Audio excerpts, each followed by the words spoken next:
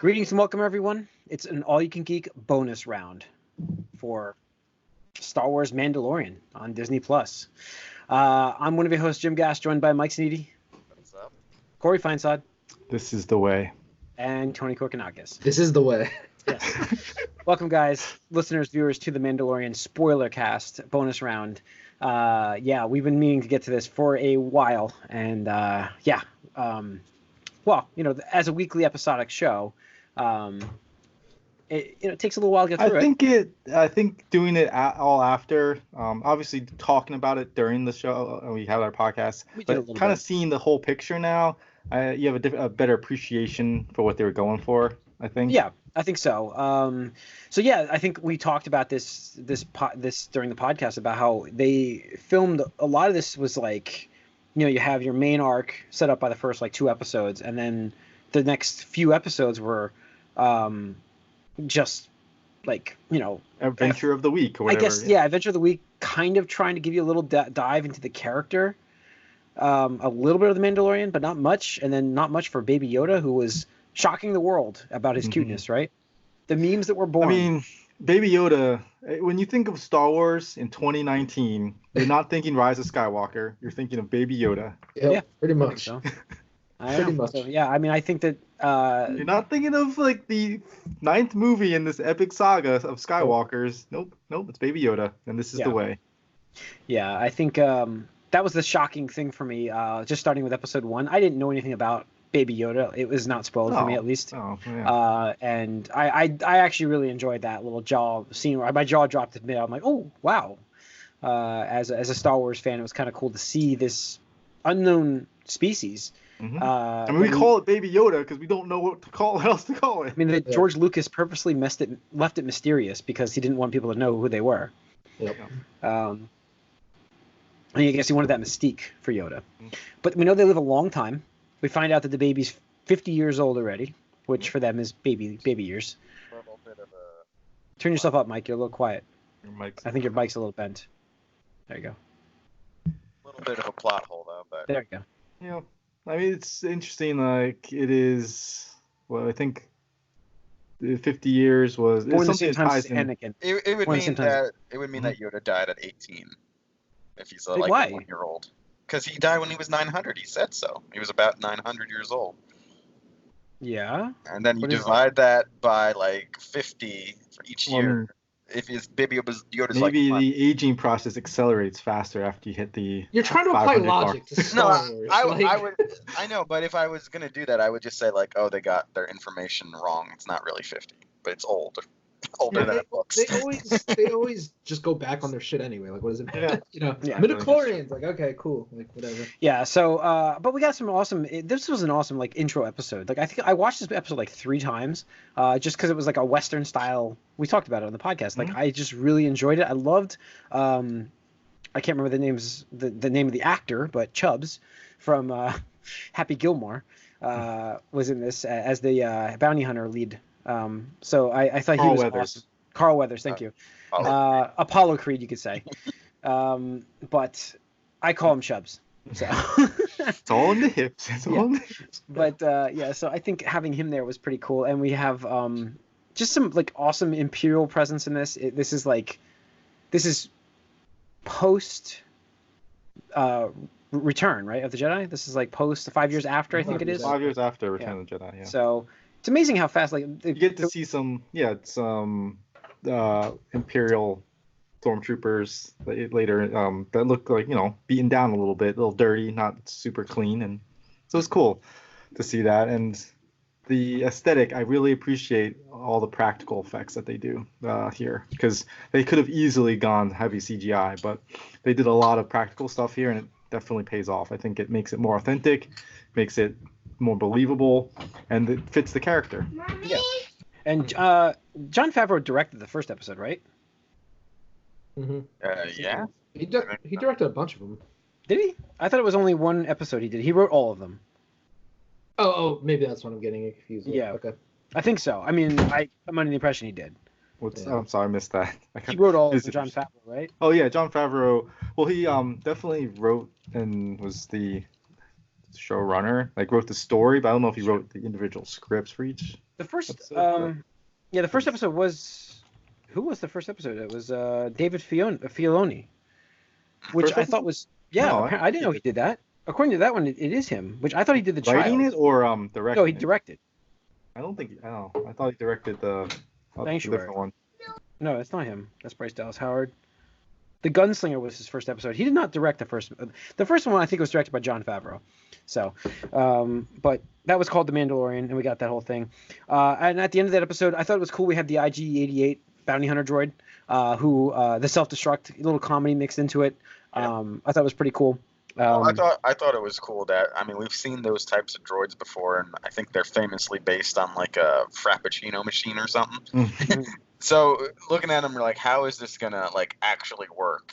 And they made it believably like stiff, but also believable as something that could actually work as a bounty hunter droid. So that was one thing that really impressed me about his introduction in this episode. Yeah, he was awesome. Yeah. I mean, those two things, the Bounty Hunter Guild, I thought was cool. We got a lot of Mandalorians in this. There's a lot of Mandalorian lore established in this. That's the part that I'm a little retconning a lot of the Mandalorian. I'm a little iffy about the whole the Mandalorians as a group a little bit. If there's something that I thought was a little weak or underdeveloped in this, it was probably them. Yeah, well, I mean, because you got a lot of Mandalorians in Rebels also, and they don't act at all this way. I never watched that. No, they don't. They're an honorable people, and I see. This is my theory on this whole thing is that it kind of spun off on this. So you had the mass destruction of the Mandalorian society and people from the Imperials, and so this is like a faction, like of sympathizers essentially, who tries to mimic the way of the Mandalorian. And obviously, we know later on that they're not actually Mandalorian in the species. They're just people pulled together here, as he was. He wasn't actually born on Mandalore. So yeah. But yeah, so we had that episode. We had the second episode, which was, again, we got, was it Nick Nolte in this? Nick Nolte was the guy. Yeah, I think that was him. That was Nick Nolte, and then have him scavenging his ship to fix his ship because the Jawas took all the parts from it. This is the one where they actually got to establish that Baby Yoda does use the Force a little bit. He has the powers of the Force, which was cool. It was a good episode. I don't know. It was interesting to get him off the planet. Essentially, yeah. It was a good continuation of episode 1. Episode 2 was the Sin, and that was when he returns back with the child to the Empire, the Imperials on the Imps. Yeah, the Imps. And drops the baby off and just doesn't feel right about it. Have they been saying that before this and the Fallen Order game? Because it seems new to me. Imps for Imperials. Yeah, I haven't really heard it too much either. I haven't heard it until Mandalorian and Fallen Order, which both did now. And I'm like, oh, they're saying it here too. Okay. Yeah, I swear I've heard it in the it's post Jedi thing. I believe it's comic book related, but so yeah, this episode 3 was Deborah Chow, who I think is running Obi-Wan, if I remember right. She's the one that's going to be running the showrunner for Obi-Wan. Okay. Directed this episode, and that was where all hell breaks loose. So the first 3 episodes of the series were actually cohesive in terms of the story that we were getting. Yeah, I mean, I also felt like kind of like the main story hadn't really start until like the end of once he's on the run. Like I feel like everything was a setup for that, and then you can get started with what's going to happen next there. Yeah, I mean, I feel like the second episode was a little draggy for me. I was waiting for them to get to the point a little bit at that point, but it was fine. It's just it really seemed to kick off after the third episode. Yeah, I mean, the only problem with the third episode was like he got into that building so easily, and then he took like the longest way out with the child, with the Baby Yoda. I don't know. I just thought it was, but it was an awesome, good action sequences in this. That's what I was looking for. Thank you. And we also get him going against the guild here. Yeah, very video gamey though. Yeah, I think I had that feel. No, like he literally, levels up his stuff, and then he's going to use his new upgrade as soon as he gets it. It was it was funny to me, but yeah, he's like, oh, level up, new armor, new weapon. And it's like, all right, remember how this works because you're going to use it very soon. That was very gamey, yes. So, yeah, I think... Would have been a good game, actually. Yeah, I think... I got it was Bounty Hunter. This was the one that ended with with Baby Yoda unscrewing the knob on the ship, I think. Mm-hmm. That was like the cutesy. So many memes were born from that. Every week was a new Baby Yoda meme. So yeah, it's a good episode. And then we got into our own like side episodes for the next. Was it the next 3? Was basically. Pretty much, yeah. This was the one where they did the Seven Samurai style, yeah. which I liked because it felt like that show, and I'm like, okay, well, we get our Seven Samurai episode. I didn't like the character, like the woman that was in this, who was like hot for the Mandalorian immediately, and like he was going to give up his whole. And she had some mysterious backstory that you never learn about. Yeah, so I didn't like that part of it. But it also reminded me of Ninja Turtles 3 a little bit. We get Gina Carano in this at least as yes, and which at first looked unimportant while we saw her, and then later on it became more of a thing. But at the time, it's just like, oh, this is how we're going to do these guest stars, just one-off, one and done, cameos, things. But luckily, it paid off later. Yeah, and then what was the next one after that? It was next one was the heist, right? No, the Gunslinger. The kid you hated. Gunslinger. Oh yeah. Oh yes, this is the bounty hunter kid, right? Okay, and this is probably the worst. I went back and now I agree that I think this might be the weakest episode. Yeah, I think so. This one has Michelle. Wait, I'm sorry. Who's in this one? Ming-Na Wen. Agents of S.H.I.E.L.D. girl. Yeah, and also what's her name? The funny lady. Amy Sedaris. Yeah, Amy that's Sedaris. right. That's the one. She was fun. She was fine in this. I think his return to Tatooine was interesting there. I thought it was cool to see like how far that society has like changed in like what the 5 years since the Empire falling, and since we saw it on Return of the Jedi, and most Eisley in the first movie, how much it's changed. Like they've gone from no droids to droids running all of the bars, and from like Imperial control to Imperials being strung up on pikes. Yeah. So I thought that was interesting. The cocky kid. I mean, at least it did have a twist with him sort of trying to go rogue in a way that we didn't expect. Maybe. I will say that I didn't like that. I liked the twist there because I'll admit, like I didn't see him killing May and trying to get the bounty. I have no idea what her name was supposed to be.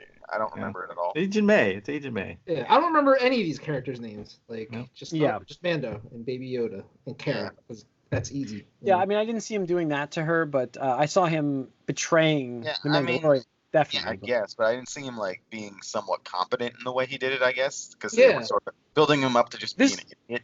Yeah, that's what I thought. Like I thought it was just going to be bumbling idiot, and like by the end of what I thought was like by the end of the episode he would be like, "Wow, I don't want to be a bounty hunter," and like lessons learned kind of thing. And it's like, no, he's just kind of shitty and kind of shitty person. Like, oh, okay. Shoot first. They needed somebody to shoot first. The biggest thing we got out of this episode was the mysterious person at the end who was never revealed. Yeah, I don't know what that was supposed to be. Are we supposed to assume it's Apollo Creed picking up?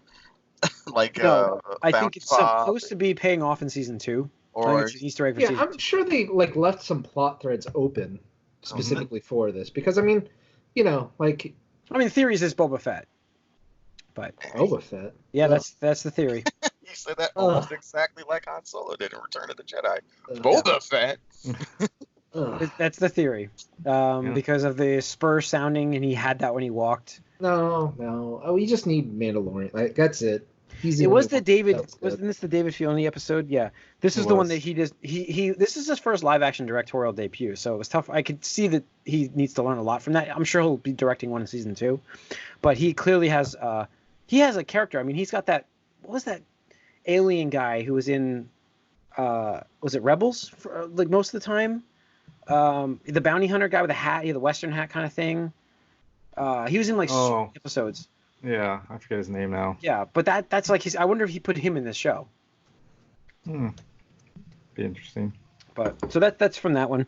We have The Prisoner, which was the prison break, which was a great action I episode. think this was It was my cool favorite episode. standalone episode. Mm-hmm. Yeah, I Even, agree. It's even best though of Bill Burr standalones. was a little distracting because he's a little too known as a comedian for me to just like be there as a character, but he was fine, I guess. But it was I thought it was a good standalone episode.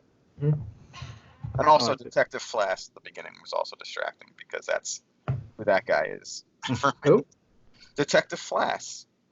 Where are the drugs going? Don't you like falafel? Don't your kids like falafel? Oh yes, that's what it was. Yes. Okay. I couldn't Pretty remember where much he the was same from. character. Yeah. Oh. So, yeah, it was a good episode. And then we had The Reckoning, which brings back Right. Nick And Nolte. now this is a different thing here. These last two episodes are pretty much like a movie here, where we're really now we're back to cohesion and like Well, we get ongoing the story now. Yeah, we get the story now. So yeah, we Just get like a different we also thing. get a surprise because it feels like when we were watching these other episodes, I felt like we were getting an episode of the week and we were getting a guest star of the week kind of thing, and then it kind of brings them back in here. Right. He kind of reassembles this as his team, which was interesting. No, I mean it's good. It makes it less, just token their appearances earlier. It matters now. Yeah. So I mean, you have Nick Nolte's like Quill. I think his name's Quill. Quill repairs IG-11, which is voiced by Taika Waititi or whatever his name is. Just throw his voice in every now and then. It's Yeah. fun. So, but yeah, we get a lot of repeat characters. We get Werner Herzog back as the client, short-lived, obviously, and we get the appearance of Gus from Breaking Bad. Giancarlo Esposito as Moff Gideon. So we get that all in this episode. We get a nice little payoff though. It's like you said, it's like a journey per episode, and then we kind of bring it all back together here, with him trying to, I guess, come back and clear his name from what he did. That really was the thing, and not realizing the Imperial. Get the Force healing in this episode also. Oh, yeah. Well, that was a cool tie-in. That was a big thing. And it too. changes Carl Weathers' character's viewpoint on what's going to happen here. Yeah, he makes it kind of his redemption. This is the second time where you thought he would die and he didn't. Yeah. His two bounty hunter guys that were with him obviously got taken out, but he was good. He changed good. We had the meeting with him and then the showdown inside the cantina essentially that lasted for a lot longer than I expected that they were stuck in there. Mm-hmm. But it's like an episode by itself just with them in there, like time-wise. Mando said he knew Gideon from somewhere, right? Do you remember what it was? Well, he knew it because he knew who they were, and then he just like put two and two together like that. The only one who knows my name is like lead Imperial that did something. I don't remember the exact reference. That's important for the ending of the series. Because he's like apparently famous because they thought he was like tried for war crimes and like executed or something too. That's what what's her name said. Yeah, they were establishing a little bit of the New Republic. But I like the Return of the Death Troopers. I thought that was awesome. Yeah, I mean, and now we're not seeing dirty, dusty stormtroopers or Jason Sudeikis anymore. Even though he was part of this episode. Oh, he was afterwards, wasn't he? He was in the next episode, beginning of the next episode. The next one, yeah. So it was a good episode. I thought this was awesome. Actually, this was one of my favorite episodes because you get the appearance of the actual villain finally, which I think will help a lot for season 2 in terms of an arc instead of making it feel kind of. I mean, you're still going to get. I think you're going to get these kind of filler episodes. I think you always have these. And I think that's okay, actually. Looking back on it, I was upset during the time because like we only have 8 episodes, and this is like how we're spending our time. But now I look back on it, it's like it's fine. See, for me here, like looking back too, like they weren't as filler as we thought because they established characters that mattered later, and a future and you went on, this whole distrust of droids and stuff like that. It became a thing, so they weren't too bad. And I can't help but compare this to another 8-episode show I just watched that did this a lot worse. Yeah. Talking about The Witcher. Really, I gotta watch that still. But So just merging these two, we had the final episode, the finale as well, merged into this because they kind of continued from each other. Right. Like you said, it's basically a movie. These last two episodes. Yeah. So I didn't see Quill, Nick Nolte's character, getting killed like that. I was like, oh my god, he really is actually dead. Yeah. Yeah. I was a little surprised too, just because those characters seemed a little plot armored at that point to me. Yeah. But I mean, the IG-11 death, I thought it was a cool way to send off his character because it was initiate self-destruct the entire first time we met him, and then I mean, I thought that was an awesome joke, and then they brought it back around in this one. Like but the last episode, directed this. Yeah, that's what I'm gonna say. Also. The last episode was directed by Taika Waititi. I'm probably butchering his name. I apologize. We mentioned him enough. We should probably look it up.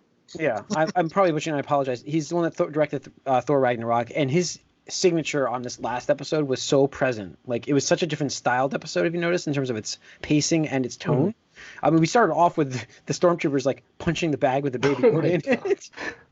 Let me see it. Come on. It hasn't moved. You just want to see it. It hasn't moved. As soon as he hit the baby, I'm like, oh, they're dead. They're dead. So, oh man. And that was who was in that? Jason Sudeikis? Jason Sudeikis was one of them. Mm-hmm. I heard Chris Pratt was the other one. No, he was not the other one. That, it was somebody else. That was a rumor. I think that's a fake. Yep. It was someone less interesting. Okay. But I don't know who it was. But yeah, so it started out light and then it got kind of serious. It's very interesting though the way droids are treated in the Star Wars universe, because it's like they're not really considered, like, there's no like AI. It's not like, they don't count as people, but like here he was fully reprogrammed, and so it's like he's just doing his programming. Even though you ended up like feeling for him, it also sort of like reinforces the fact that they're just kind of machines. But then in other stuff they almost seem like more like people. I don't know, it's weird. It's always been weird, but this one, it's an interesting, like, more mechanical take this time, even though obviously you can get attached still. We got did you like the helmet thing with Pedro Pascal to get him on camera finally in one episode at least?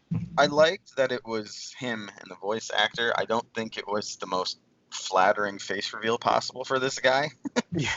Which is fine. Like, it doesn't. Yeah, no, that's fine. That's real. Like, if they pulled it back and he was just like kind of like makeuped up and just maybe like a little sweat, I'd be like, bro, you're like dying. You're like bleeding out. Like, you should be looking a little rougher right now. Yeah, I suppose, but he's like literally like. Well, he was dying, dude. I understand that, but like this is the only time. I did not see that happening. He was not gonna take it off. I honestly thought they were gonna. I did sort of feel like we would see something at the end.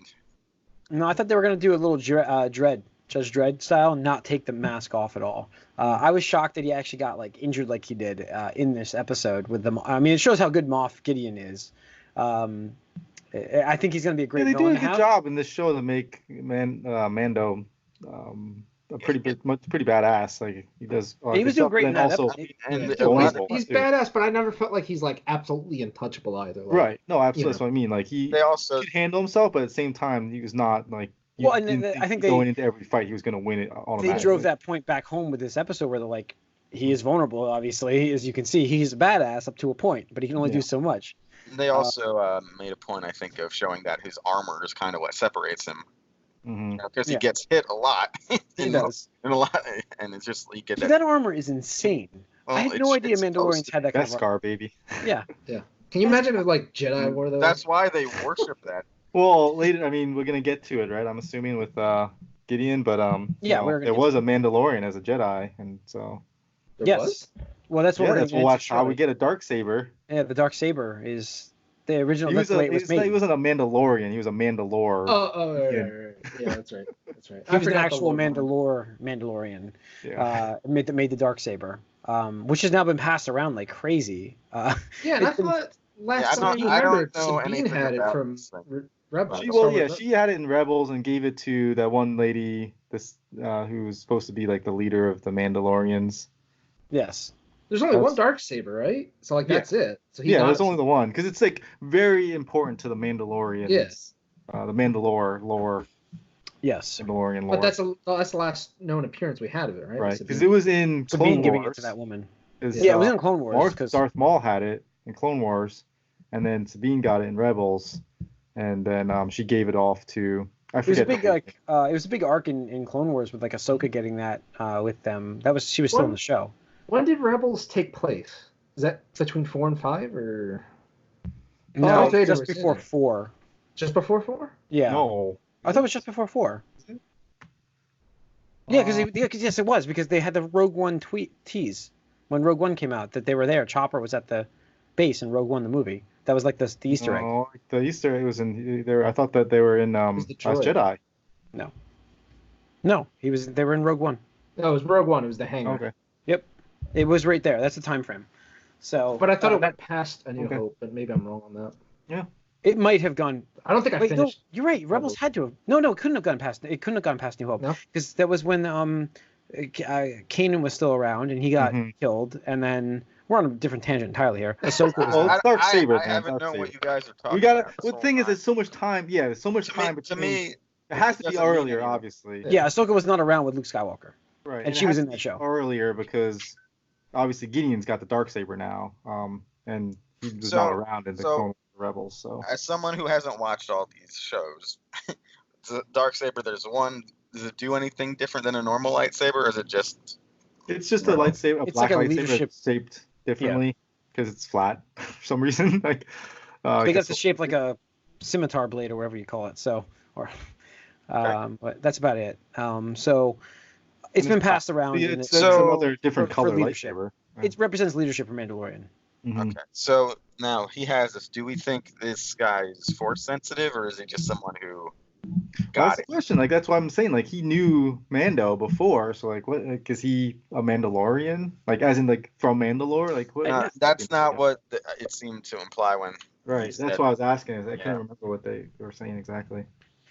Yeah, I got the impression that he's acquired this via dastardly means, Mm-hmm. and now he's Nefarious. using that. And that's the idea of like I think another part of the arc of getting restoring that to a Mandalorian.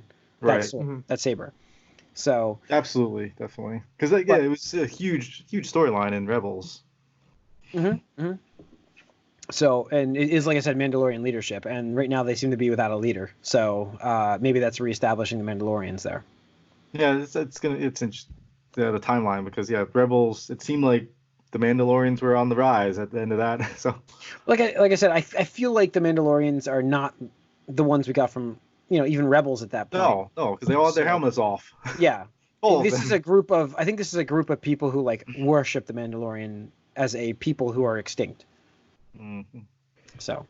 So Yeah. hold on. So the Mandalorian is a specific what planet? It was Mandalore was a planet, Mandalore, but yeah. Mandalorians are now like a religion, But okay. and that's why it's a little Seems like they're confusing. nomadic.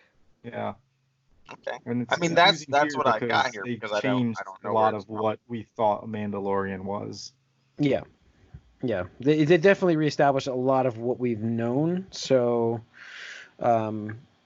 I mean, it's like you had a cool character and people fell in love with him, and now it's like, oh, let's create a backstory. I mean, and like, oh, let's create a new backstory. Let's create another new backstory. It's like, well, all right. They really tried their damnedest to make Boba Fett not a Mandalorian in this show. This whole season was about establishing why he's not a Mandalorian. Mm-hmm. So, and I think that was pretty clear in the establishment of not taking off the helmet, of the honor system, and all that, everything they're a part of. It's I think armor being made of Beskar or whatever metal. Mhm. That wasn't real Mandalorian. Yeah, I'd love to see what that armor can do against a lightsaber. Mando could kick Boba Fett's ass. I would like to. I think yeah. we're gonna get No it. doubt in my mind. I think we're gonna get it. I think they're gonna bring him back. Well, they the old better- man. I think if they do, they better make him actually imposing and not just get killed by an accident this time. Whoa. Yeah. Like, what do they call that? The Phoenix, the backpack, like the rocket pack, like Phoenix something. Yeah. Yeah. The flight of the Phoenix or something like that. I was surprised that there was like no sort of indication that he didn't know how to use it, even though he was supposedly like not trained in it yet. Yeah. Well, no, he No, he said he pretty was trained. steady. He said he did it when he was like a kid, but he had it in like years. And Yeah, then like it's like riding a bike. Mike. Yeah. I I guess, haven't but ridden a bike I don't in know. 10 years, I'm pretty I sure just it's felt I just felt like we got like That sword's made a of bit. light. Come on. I know, but we got a bit of dialogue about how it's like just hold it, don't use it yet. You don't know how to use it yet, and he's like, I'm gonna use it. It's fine. Yeah. But no, I think the most interesting, obviously, aspect here is like, yeah, this dark saber is going to play a major role in the series going forward. Yeah, I think. So let's see. That's interesting for you guys because you like know we about have it. more Just lore. like, oh, look, it's a thing. That's cool. But I think you're not interested in Mike about it. You're like, what was that? I You're mean, not asking that question. A different colored lightsaber. I mean, I guess like again, that the only way that I'm interested in it is like, does that mean this guy is like a force sensitive guy? Sure, but you can be asking that question. You're right. Now we have this background knowledge that you don't have. It doesn't change the fact that you're interested in what he's going to do in season 2. Is he force sensitive? He might still be. We don't know that. We're just saying where we got this extra side story lore. That's the cool part about these stories and the way they shot this is like you still can enjoy this without knowing what we know. Yeah, I know. I mean, that's what I love about it. That's what I love. Overall, I think they did a great job here, like wrapping it up, getting you excited for season 2. Now, season 2 is later this year, right? Is it? I don't know. Or early 2021. I can't remember. I thought they'd give it a year, honestly. Yeah, I would think they would give it a year. But I'm so assuming they're working on it and stuff. But they are. We can agree. Yeah. I have to say the budget was perfect. Like every episode felt like, they did they put a lot of money. Yeah. Yeah, I did see 2020, and I just saw the headline news. Just a year after, maybe, just a calendar year after it'll premiere again. That'd be great. I mean, it's good for Disney Plus. Like, gotta get. There's not a whole lot else there really. So it's good. Rosario, the new Star Wars Dawson. show's Wow. Starting in a month, so. Rosario Dawson wants to play Ahsoka. She's like campaigning for it right now. Okay. All right. Interesting. Sorry, that's the article in the 13th that just came out. I didn't even see that article hit, so I was kind of shocked. But yeah, so 2020 still, but they are filming them already. I know they're filming them already. Mm-hmm. So cool. Fall 2020, and they did say that. So yeah, I bet you we get this in November again. So yeah, that's awesome though. Quick turnaround. As long as the production doesn't take a hit from that, But I mean, that's how most TV shows work, Yeah. So. Overall, guys, great season. I think it was a great start for this. Great establishment of a new show. New characters. It's the best Star Wars thing that came out this year or last year. This was what we wanted, though. You give us something new, right? You give us a new character, all new characters. I mean, you get I like Separate this. yourself. Yeah. Yeah.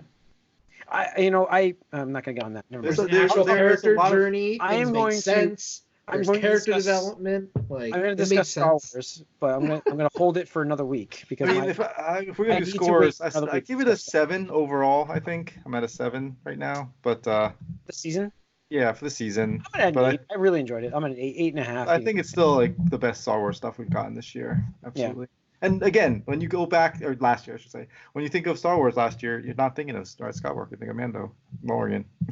Baby Yoda. Yeah, I'm right there with you.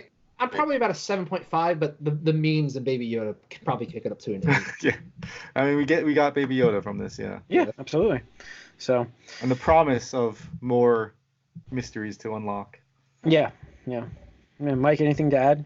Yeah, I mean I might be a little higher on. I'm like 8.85. Like I'm with you. There's not really anything like that was wrong with it. Like the parts that were dragging sort of served more of a purpose than I thought. Later. Sure, it paid off. It was a slow burn. I'm not. I don't know about these 8 episode seasons that much now. But I thought a couple of years ago when the Netflix stuff was coming out, we were complaining that 12 was too much. I wasn't really complaining about that. I know that when we talked about it, we did say that there was parts where it dragged. But then maybe 10 is the perfect amount. Yeah, I don't know. I think it depends on because again these episodes are really short compared to Netflix shows go to an hour. These were under 40 minutes most of the time. Yeah. So I think 10 episodes is probably a sweet spot for the half-hour, 45-minute show. But I mean, I like that. There was some I don't want to call it filler, but slower stuff, and I like that because it gets self-contained ones. But I think when you have that 8 episodes in your mind, you're a little more aware of that. You're like, oh, I don't want to waste time here when it's not part of the larger arc. I don't know. How did you feel about the staggered release too?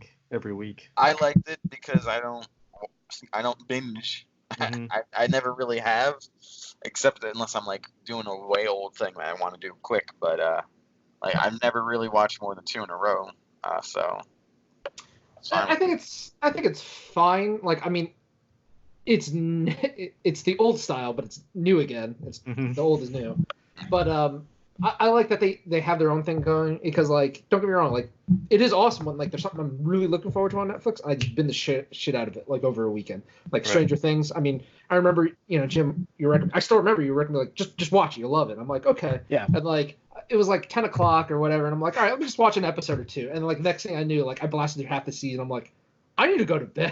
Like, Yeah. I just need to go to bed. I'll finish. Well, it had that mark. Like when I rewatched the first episode like 3 times, and I'm Mhm. like, so for me, I'm like, holy crap, I'm hooked on this show. Yeah. So, yeah, but yeah, so yeah, I guess I don't know. I can't wait for season 2. So, yeah. Exciting. I'm glad to see this is a really good start for beyond the Skywalker saga and where they can go and take this stuff.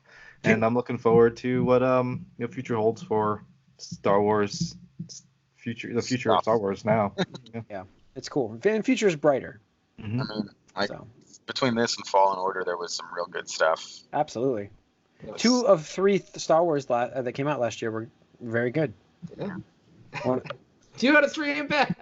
2 out of 3 ain't bad. See, there you go. Baseball, that's amazing, right? All right. Yeah. Yeah, that's excellent. All right. That's going to wrap up this spoiler cast for The Mandalorian. Tune in to our regular podcasts. We've got our Of the Decades coming up. We've got our Of the Years out there. We've got a lot of content coming at you. Once we get back to regular episodes, we've got a lot of news to cover. So tune into that, and we'll see you guys soon. Thanks.